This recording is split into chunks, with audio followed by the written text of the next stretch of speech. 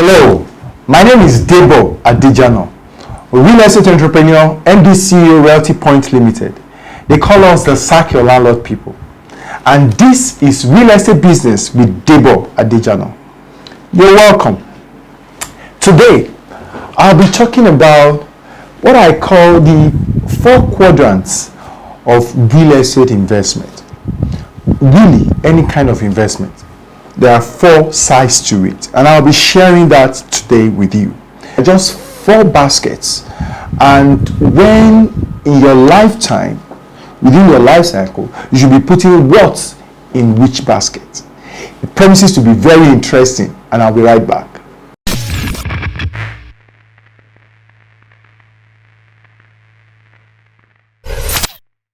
Welcome back.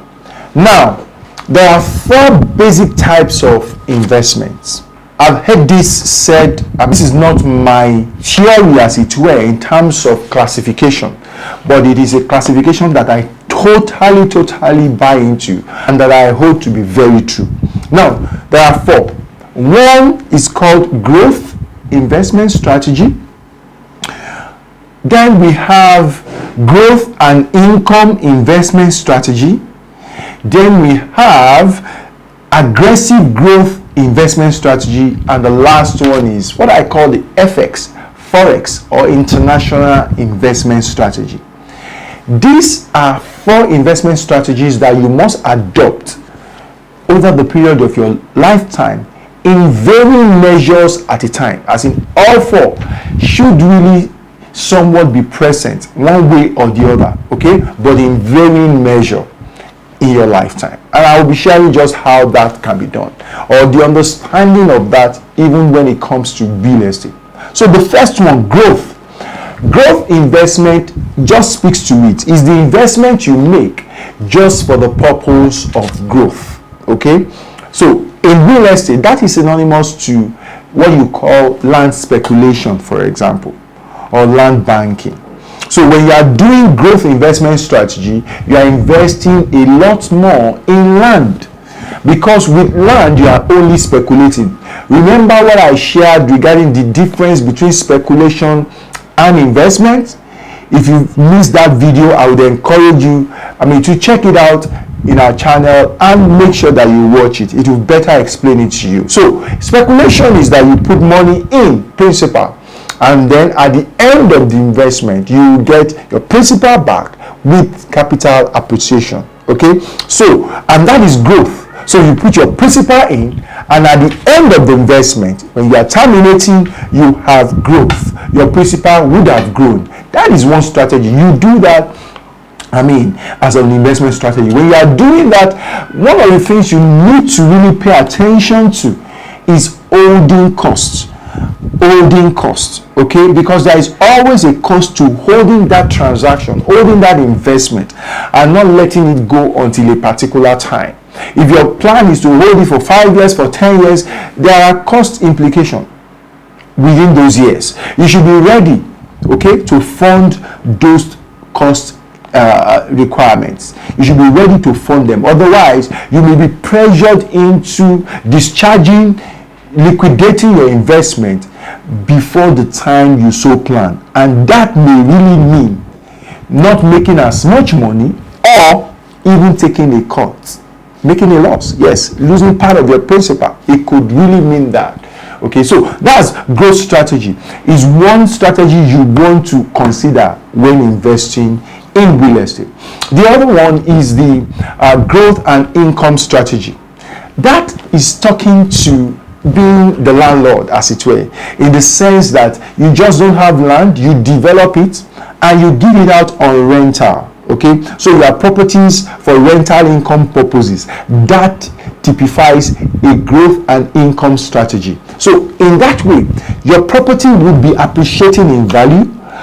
At the same time, you'll be getting some periodic income in terms of rent. when you talk about real estate. So that is another strategy that you want to consider when it comes to real estate investment. Okay, in doing this, just note that income is also important to you. Capital appreciation will happen, but income, that periodic income, is important to you. And in real estate, the smaller the size, the more efficient your income. I usually say that the smaller the size, the more money you make on your investment sum. Okay, so look at it that way. So doing studio, 1 bedroom, 2 bedroom will do more for you than doing a 3-bedroom flat, for example. Or doing flats will do more for you than doing terrace apartment, duplex or things like that. Okay, so doing duplex, smaller size will do more for you than probably doing a mansion and things like that. In whichever market you're playing in, low, medium, high, any location, wherever you are, the smaller the size, the more money you make. So you want to pay attention to that when doing growth and income strategy. The third one is aggressive growth. With aggressive growth, you want to turn over your money as quick as possible. So that is synonymous to flipping in the real estate industry. That is buying to resell. Most of the time, you may do some renovation at times, you may do no renovation at times, but the main goal is that you are buying and you are reselling. You are buying and you are reselling. You are buying and you are reselling. You aim to do 2 transactions in a year. Turn over your money twice in a year. That will be a very good one. If you can do 3, that year will be fantastic. Only the time a property is introduced in the market and the time it is taken off, that is, it is bought, is about 90 days. So if you want to then create time for looking around for a property, negotiating, buying it, then putting it in the market, selling it, and then doing another one, you may be thinking really of about doing 2. If you can do 2, fine. Even if it is 1 you are doing, it's not a bad idea at all. So that is another real estate investment strategy. In doing that, you want to pay attention to buying below market value. Yes. In that instance, cash is really, really king. You always want to prepare to be lucky all the time. The implication of that is you must always have cash, okay, to buy below market value and then sell either at market value or a little bit higher depending on what you can get in the market. But your concern majorly is to try and turn your money around at least twice in the year. So that is aggressive growth income strategy.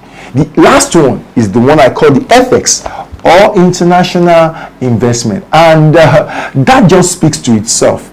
There is just 2 basic income you can have in any investment, real estate investment not excluded. 1 is capital appreciation, 2 is rental income. That's what you can have in real estate investment: capital appreciation and interest, or you say rental income. Okay, so that's what you can have. However, when you invest in foreign exchange, when you invest in foreign countries, it gives you the opportunity to have a variance of appreciation, especially when you are in a deprived economy, a lower economy, and you are investing in a bigger economy. Usually your currency, your primary currency of investment, okay, of your base, is usually less in value than that country that you are investing in. The implication is that you may make, in addition to capital appreciation, forex appreciation, exchange appreciation. So when you are investing, for example, take Naira.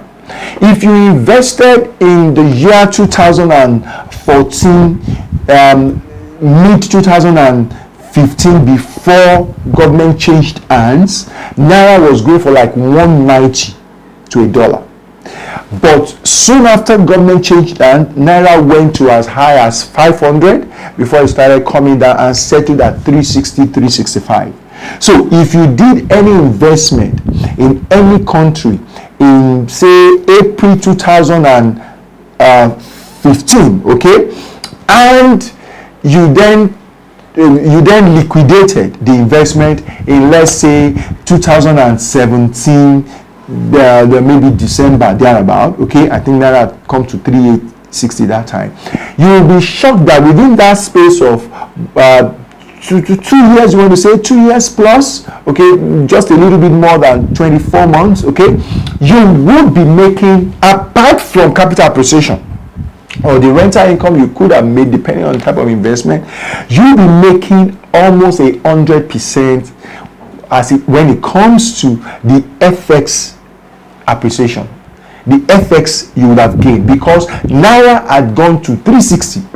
So you can imagine 190 and then 360. So even if it is 5,000, let's assume that you didn't even make money in that investment. So you did $5,000.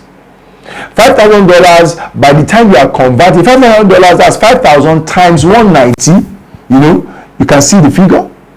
You can now imagine when you now liquidated the investment, it became $5,000. Let's assume it didn't change. 5,000 times 360.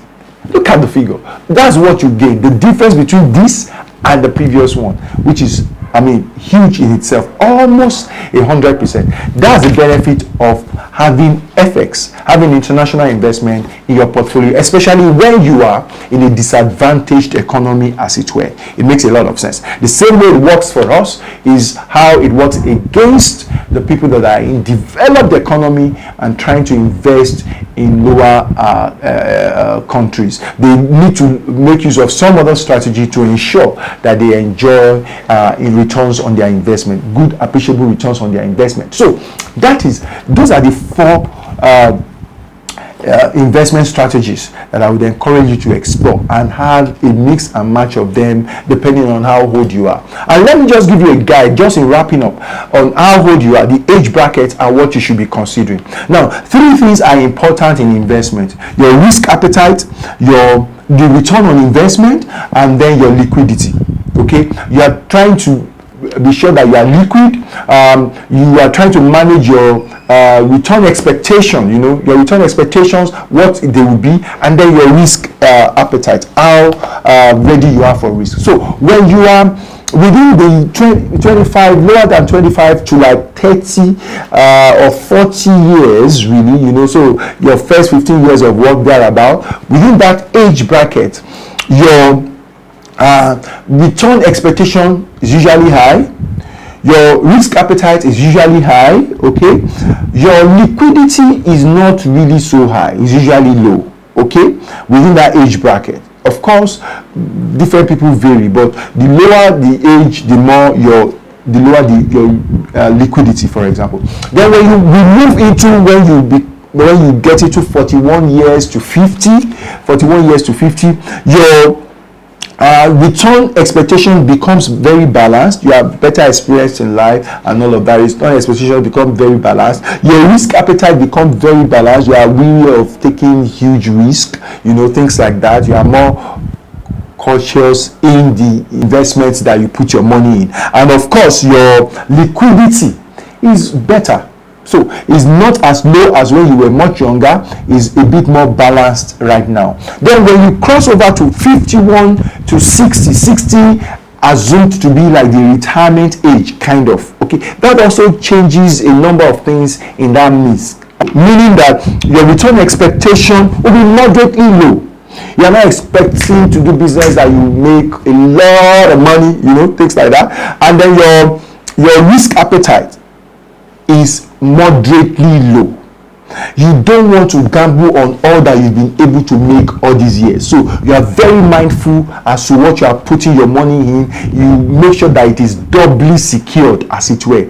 And at that instance, your liquidity is moderately high. You know, you've gathered some money, you know, over the life while investing. Then when you are now 60 and above, as in over 60, wow, your risk appetite is low.